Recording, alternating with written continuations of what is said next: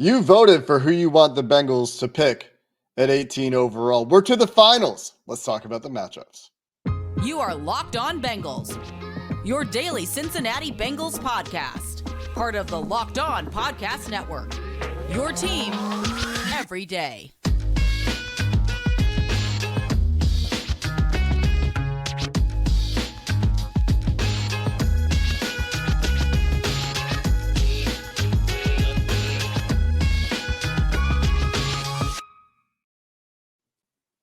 What up, Bengals fans, and welcome to another episode of the Locked On Bengals podcast. I'm your host, Jake Lisco. He's your host, James Rapine. We're part of the Locked On Podcast Network here on Locked On Bengals, covering your team every day on YouTube, everywhere you get your podcast.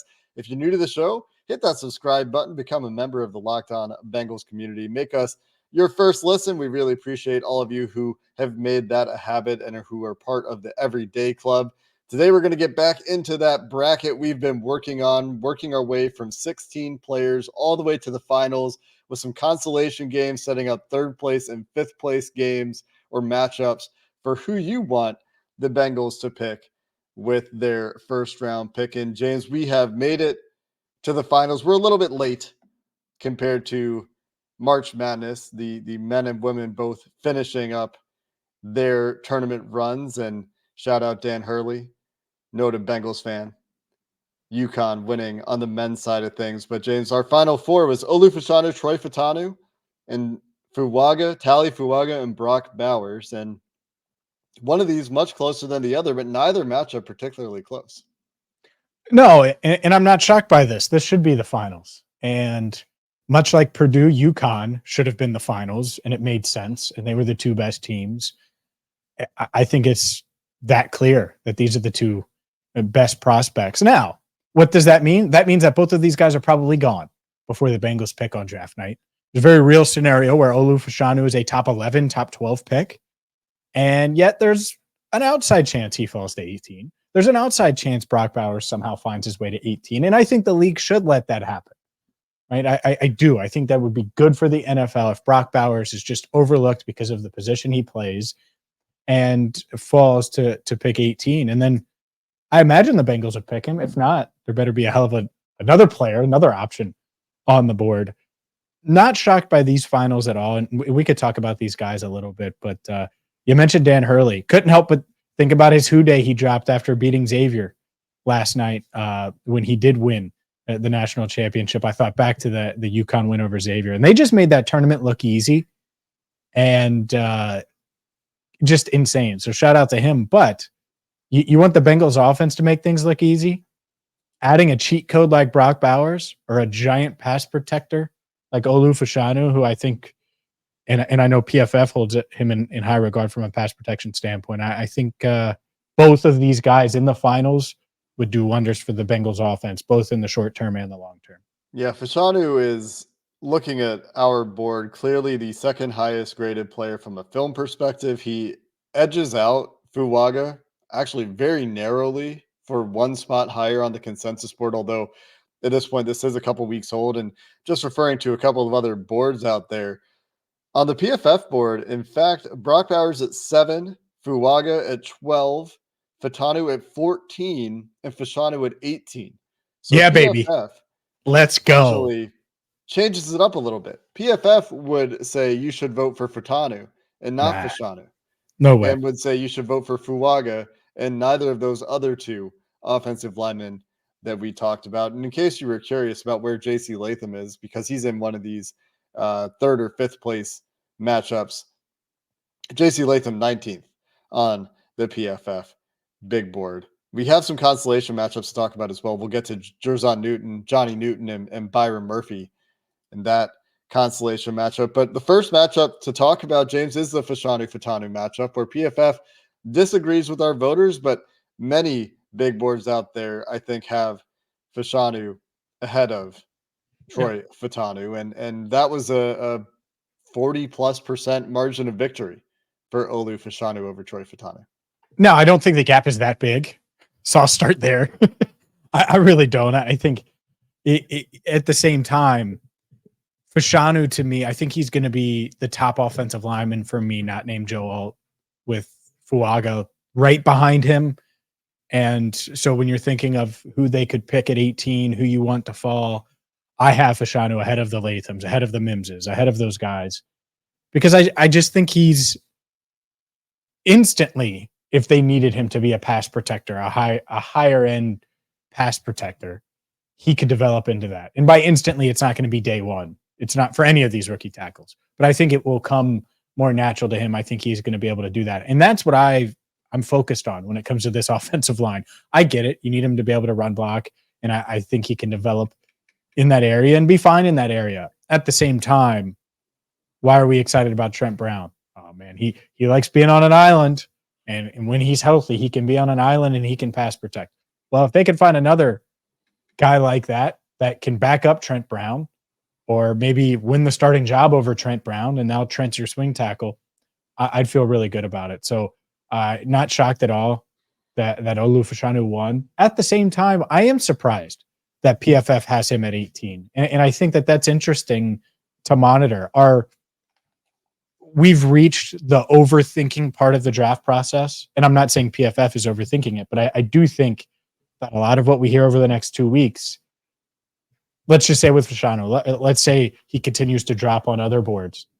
He could also be a top 10 pick. And I don't want to dismiss that because I think the likelihood of him being there at 18, pretty unlikely. But if he is, he's probably the top player on my board. I'm trying to find Dane Brugler's board right now because I know he's got a top 50 out there. He's got a top 100 here we can look at. We've got Nate Tice's board as well, just to refer to a few of the expert boards that we're going to be talking about on this show. Olu Fashanu actually ahead of Joe Alt for what it's worth for Nate Tice, kind of in the 6-7, grouping those guys together, just ahead of JC Latham at 9, Troy Fashanu at 10. I imagine, and Amarius Mims at 11, by the way, for Nate Tice. I imagine that a lot of this voting for Bengals fans is Fashanu is, one, a name that you've heard about longer than Fashanu. Two, a guy that is, no questions asked, going to play tackle in the NFL. Nobody's talking about a position change for him, whereas for Fashanu, there is some discussion about a position change. For Dane Brugler, Olu Fashanu coming in at 9th, a couple spots ahead of these other guys. JC Latham for Dane Brugler is 13th, Fuaga 16th, Mims 17th, and Fashanu actually 19th, listed as a guard for Dane, where he thinks that he'll need to kick inside in the NFL. And I think that's probably what the biggest difference is between Fashanu and Fashanu. He's generally regarded as a better prospect, and nobody's talking about a position change there. Just from a data perspective, in case anyone's curious, Olu Fashanu does have one of the best pass protecting data sets as far as PFF is concerned in this draft class. Doesn't have a ton of penalties to go with it either. Tested like a good athlete, is going to be young coming into the NFL. He's just going to be 21 and a half years old. So one of the younger tackles in this class to go along with Joe Wall, JC Latham, Amarius Mims, and Blake Fisher. So a lot to like there. You can see why he would come out on top in this vote from a film perspective, from a profile perspective, from an age perspective, from a position perspective. Although there is that switch that perhaps we're not talking about enough from left tackle to right tackle that you would have to project if he were to play for the Cincinnati Bengals. Well, I would put him at both. I would have him train at both. And I think that's fair. I think whoever they draft should work at both. It is, unless you don't think that one could play the other side, but I think he could play both. So the beauty of it is you could have him obviously get a lot of reps at right tackle and compete for that job, but have him get reps on both sides, because there's a scenario, and Trent Brown is probably going to take reps at both sides. I think he wants that, because whoever loses that competition is the swing. And it's hard to envision, whether it's the 18th pick or whether it's Trent Brown, that person not being the swing tackle in 2024. So would make sense to me. We'll see. I think the other side of this, going with a non-offensive lineman at 18 with Brock Bowers, I think there's a conversation there when it comes to value and all of those things. So let's dive into that and how Brock Bowers got to the finals coming up next. It's playoff time in the NBA and NHL. Baseball's in full swing, and FanDuel is your place to bet on every game. Right now, new customers get $150 in bonus bets guaranteed. It's $150 win or lose with FanDuel. So maybe you want to look at some NFL draft odds because the NFL draft is just over 2 weeks away. You can do that. You can get in on NFL futures bets or start looking at those Reds who, man, Ellie De La Cruz runs like Jake Liscow. That's my take. He runs like Jake Liscow, 14.96 seconds around the bases, inside the park home run. So maybe you want to wager on Ellie De La Liscow and the Reds. You can do so with FanDuel. Bet on everything from slap shots to home runs and slam dunks, all on an app that is safe, secure, easy to use. Don't delay. Go to FanDuel.com/lockedon and make your first bet on automatic win. That's FanDuel.com/lockedon. FanDuel, America's #1 sportsbook.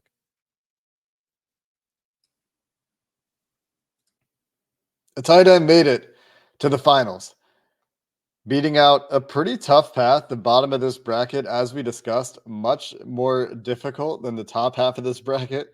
In retrospect, Brock Bowers beating out Tyler Guyton in the first round in a fairly easy matchup, 95-5 for Brock Bowers there. And then getting through over Byron Murphy in the second round, 58-42. And then once again, a relatively close matchup for Bowers, 58-42. And Bowers is a player that is in the top 10 of every big board that I've looked at. But he's a tight end. And that's why these have been a little bit closer than the Fashanu matchups on the other side, or some of the other matchups that we can even talk about and discuss, like JC Latham, Brian Thomas, or Johnny Newton, Byron Murphy. So maybe the Newton Bowers matchup could have been the closest one, hypothetically, that we didn't get out of this bracket. I really wonder how that would have gone. But over Fuaga, 58-42. I think I know where your vote went here, but tell me if I'm wrong. Did you vote for Brock Bowers? I did. Absolutely, I did. And I think it's tough not to take Brock Bowers if he falls there at 18. Look, think back to 2021. And I know Brock Bowers isn't going to be Jamar Chase. Like, I think that's unrealistic. But if you can land a game-changing weapon, man, does it change things on offense. And that's what Brock Bowers has the ability to do. And at 18, if he makes it to 18, and this is the other part of the debate, if he makes it to 18, then Olu Fashanu isn't. Like, probably no tackles have made it to 18 if Brock Bowers does. And the top corners haven't made it there. And so it's like, all right, well, is it Brock Bowers? Is it Tyler Guyton? Is it trade down? Is it maybe Johnny Newton? You know, Johnny Newton could be there. I would take Bowers. And I think that's the element, the real life element. But even so, there aren't many tackles in this class I would take over Brock. I get the Bengals would. I think the Bengals have more tackles over Brock than I would, because for me, it might be like Joe Alt and Olu Fashanu. And that's probably it. I don't know of anyone else because Fuaga's right there, and I think I have him third. Amarius Mims is interesting, and I think you could regret passing on him, and that's why I have him pretty high. But I'm taking Brock Bowers over Amarius Mims. And so, yeah, he's really high. And I think it's some just look at the history of tight ends and completely dismiss it. I look at the player, and I just think he's going to be really dynamic for the right team. If he ends up on the wrong team, doesn't get targeted correctly, all of those things, we'll ask Kyle Pitts how that worked out. Right. And if Kyle Pitts is in Cincinnati, guess what? He's much, much different. He's looked at as one of the best tight ends in the league. I have no doubt about that. But now he's just one of those physically gifted guys that it hasn't been used right over the past couple of seasons. Maybe that changes this year with Kirk Cousins, of course. So we'll see. But I do think that Brock Bowers, in a lot of scenarios, if he's there at 18, that's who I'm taking 9 times out of 10. And I forget this, so maybe other people have forgotten this too. Kyle Pitts as a rookie went over 1,000 yards receiving. He did. So, and it was still kind of looked at as a disappointment. Like I remember in the moment, and expectations were just so high, but he did have 1,000 yards. He was productive. He only has 6 career touchdowns.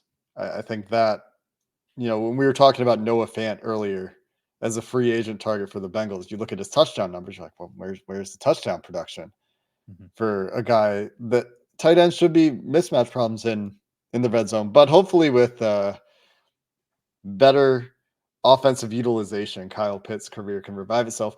That being said, Over under, real quick, over under. We'll get FanDuel to put this out. 5.5 touchdowns for Brock Bowers as a rookie if he's in Cincinnati. I would probably default to the under in that offense, just because. What? Yeah, just because I'm not sure that he would be the primary red zone idea. I would default there. Yeah, tight ends adjusting to the NFL, Young coming in, the Bengals having to find the right role for him. Yeah, I would default to the under, but wouldn't be shocked by the over. I mean, you still have Jamar Chase, T. Higgins on the team. You still know they're going to run the ball and try to get rushing touchdowns when they're near the goal line as well. That's something that they've done pretty well, honestly, even when they've had this great trio of receivers, even when they also had Hayden Hurst and those receivers. So yeah, that's my default, but could easily see it going over. What if it was 4.5? I'd probably go over that one. 4.5 is a pretty low number. I mean, 5.5 isn't that high. It's not, but if you look at tight ends rookie seasons historically, like I know Laporta just had a great rookie season and went for 10 touchdowns, but how many, like what are the other rookie, like Kyle Pitts didn't do it. I don't Bowers think is better. I agree. And that's the point I was about to make. But does the offense utilize them the same way? The next highest touchdown total for last year's rookies was Tucker Kraft with 3. Dalton Kincaid had 3. Go back to 2022. That wasn't a great tight end class. We're going to have nothing there. 2021, you go back to Kyle Pitts. He had the yards and not the touchdowns. So, yeah, I feel relatively okay about taking the under there just based on history. Pat Freiermuth did have 7, though, as a rookie for Pittsburgh. This is like the draft the kicker thing where you're analyzing it, and I'm like, hell yeah, Money Mac. I'm like, hell yeah, take the over. And you're like, did Brock Bowers score touchdowns at Georgia? I actually don't know. Was he like a big touchdown scorer? He had 13 2 years ago. Yeah, it was 2 years ago was a big one because he was hurt last year, missed some time. Yep. Hurt last 13 year. As a rookie. Had 26. I mean, he had 26 touchdowns through the air and 5 on the ground. The difference to me is 1, competition jump. 2, he was the offense more often than not for Georgia. I know there's some other players there that were solid. Ladd McConkey, A.D. Mitchell was there when he was a younger player. They've had some good players around him, but he's been the driver of that offense. Whereas in Cincinnati, it's still going through Jamar Chase, T. Higgins, and a lot would go through Bowers if they picked him. And if you're going to use this pick on him, it should. And maybe that's where I'm convincing myself that he's more like other tight ends than I should be, because, fair argument there that he's the best tight end to come out recently. Fair argument that he should have a higher film grade than all these guys last year, than even Kyle Pitts, depending on who you ask. And if that's the case, and he comes in at 6th on our big board right now, 5th for Dane Brugler, I think 3rd, if I remember correctly, for Nate Tice, 4th for Nate Tice, 7th on the PFF board. Like, if you get a guy like that, he should come in and contribute at a very high level right away. And that's why you would pick him in the first round if your tackles of choice are not available. Yeah, I think I really want to see the Bengals board. I'm curious to see where Brock is, because I think he is better. I think he fits their offense. I know they loved Dalton Kincaid last year. I think Brock Bowers is head, shoulders, knees, and toes above Kincaid as a prospect because he's younger, had the production. It wasn't just 1 year, is dynamic as a pass catcher. Like the thing that the Bengals are looking for at tight end, and the reason why they haven't just picked tight ends to pick tight ends, they want that dynamic pass catching tight end. Now you hopefully can get it at 18. If he's there at 18, it's really hard for me to say no. And who knows? Maybe he'll go 8th to the Atlanta Falcons, since they love wasting awesome tight ends like Kyle Pitts. But imagine, oh man, that would be nasty. Put both those guys in the same offense. Oh my God. Why would you put that idea into the world, James? The Falcons they're going to take an edge rusher because they're idiots. That's right. Let's wrap up the whole tight end versus Fuaga conversation. Get to the consolation matchups to finish up the show. Coming up next.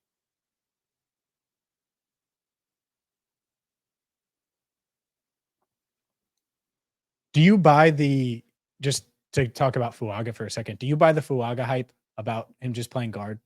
Like, do you think he's a guard? I don't think that. I think for both Fuaga and Fashanu, they should have a shot at tackle. If you're the Bengals, it gets a little bit tricky because maybe you just want to start the year with the two veteran tackles you have. And then the question that we've talked about on the show, do you have these guys compete for an interior offensive line spot where they could maybe make you better right away? Or do you have them prepare for right tackle only? Fuaga played right tackle. So maybe Fuaga, you could say, we'll get you some reps at right tackle. We'll work you into the left guard competition. But for Fashanu, a little bit different just because he was on the left side. So you're talking about a side switch and a position switch if you're asking Fashanu to prepare for both left guard and right tackle. So maybe a little bit easier for Fuaga in that sense. And he's also seen, I think, as a higher level prospect by most.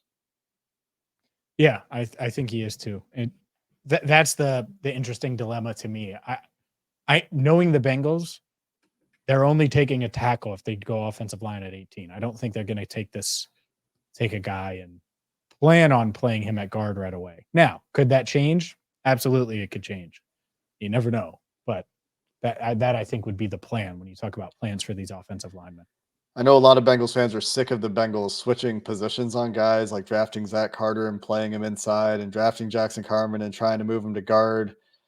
A lot of these guys could end up moving, at least in year one. I mean, all the guys we have in the final four, of all the guys in the final four, only Tali Fuaga played right tackle. In the consolation matchup, we did have a right tackle as well. Last thought on Bowers versus offensive linemen that I think makes it really difficult, and I've said this before on the show, and I'm sure I'll say it again, is you've got a great class of offensive linemen where usually if you're picking 18th, you can talk yourself into an offensive tackle there and say he should be good, but there may be some questions as to why that guy wouldn't work out. You have a rare set of guys in the first round this year that could be really good offensive tackles in the NFL. The Bengals do not get those chances very often. I know you can also make that argument for tight end. We just saw a great tight end get picked much later than 18th in Sam Laporta last year. You see that more often than you see great tackles get picked. That is something that I think the Bengals will be considering. It's something that I'm considering, something that I've been struggling with, James, is figuring out where that line is of saying, let's not take a young, athletic, high upside offensive tackle and instead go for the same thing at tight end when it's so rare to have an opportunity to add a tackle like that in the NFL. Well, that's why tackle could win, because none of these tackles have done in college what Brock has done. Not for 3 years. None of them that are going to be there at 18. And so that's what makes it hard. No doubt. And because if there was an offensive tackle, like if Amarius Mims did what Brock Bowers did at Georgia, he's a top 5, like he's ahead of Joel. And it's the fact that he hasn't. Now, where is that line? How many are there? The Bengals probably won't have to be forced to make that call because Brock could go earlier. The Jets are probably in on him. I know there's obviously the Colts rumblings about a potential trade up, which I think that is kind of silly. But regardless, will he go before 18? Most likely. If not, they're going to be tempted. They're going to be tempted. And that's the fun part about this process. Yep. Let's talk about these consolation matchups, setting up a 3rd place and 5th place matchup. We got, well, the 3rd place matchup, I guess, is just Fuaga Fashanu. So for the 5th place matchup, we had these consolation matchups. Brian Thomas, JC Latham. JC Latham winning this one about 63-37. The right tackle from Alabama, who played right tackle, who would play right tackle, who is very much in the mold of the large tackles on the Bengals roster. I wouldn't, just to be clear, I wouldn't be moving him around. I would just put him at right tackle. Yeah. Just he's one of the examples of that. Yeah, for sure. What was your vote here? JC Latham, Brian Thomas. Oh, Latham. Okay. What's funny is everyone thinks I'm the wide receiver guy just with blinders on, and I'm not. If you're not amazing If you're not amazing and generational, then and that's what I think Brock is. He's the best tight end we've seen in a while. Otherwise, I would be out on a skill player at 18 completely. So unless one of the big three receivers falls, of course. But Brian Thomas, you're big. You're not in the big three, my man. Not in the big three. No. Well, and that's just going back to Bowers for a second here before we talk about the other consolation matchup. Well, that's what's so interesting about him is so many people actually think he has better tape than Kyle Pitts. He just doesn't have like the size. He hasn't tested yet. That could be done by the time you're listening to this. That is scheduled for April 10th. Wednesday. We may be talking about Brock again tomorrow if he kills it. Looks like we're going to be talking about Brock Bowers for 2 straight episodes once we get his pro day testing, assuming he tests, which there's been some speculation that he might not. But anyway, once we have all that information, we'll have the full profile and we'll be able to have that Pitts Bowers conversation because we have that draft sheet from a couple of years ago. We know what people thought of Kyle Pitts. But anyway, JC Latham easily clearing Brian Thomas. I still love JC Latham's tape. I still think he moves better than you would expect for his size, at least in pass protection. I've said this a number of times on the show as well. You see him kind of moving slow when he's trying to get to the second level, when he's trying to move in space. He is not one of the top-end athletes at tackle in this class, but he uses his size and length extremely well. He uses his strength extremely well. Compared to some of the other tackle prospects, does have a bit of a penalty issue, a penalty per snap issue in the college game, one of the highest rates of penalties in this class, along with Tali Fuaga. Troy Fatanu's number, not great there either. Patrick Paul in the same conversation. But when you have the worst snaps per penalty number of prospects in the class, at least of good prospects in the class, that is a little bit concerning for Latham. Will be something to watch. And it's a product of him just having incredible grip strength. I don't think all the holds that were called on him are fair holds, but something that would need to be noted on the scouting report. His opponent in the fifth round in the fifth place contest will be Johnny Newton, who wins his matchup over Byron Murphy by a similar margin, 63.5 to 36.5. A little bit surprised at the margin here, James, for Johnny Newton clearing Byron Murphy by so much. I think in honestly, the NFL views it the exact opposite. They do. It's so funny because social media, at least Bengals social media, is so high on Johnny Newton. And I think it's the Geno Atkins vibes and all of those things. And he's wearing orange sometimes in some of these clips with Illinois where you're like, oh, is that, are we sure that's not Geno? And then you look at the other side and Byron, look, neither guy fulfills the nose tackle element that some are concerned about.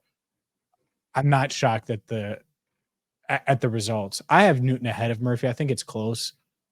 I find it tough with these two. It's kind of similar to the Brock Bowers thing, where if you don't think that these guys are the next all-pro defensive tackles, are you passing on Latham and Mims, Fashanu, Fatanu, or Fuaga? Are you passing on some of these guys that could be that stud offensive tackle for the next decade, hopefully, for Joe Burrow?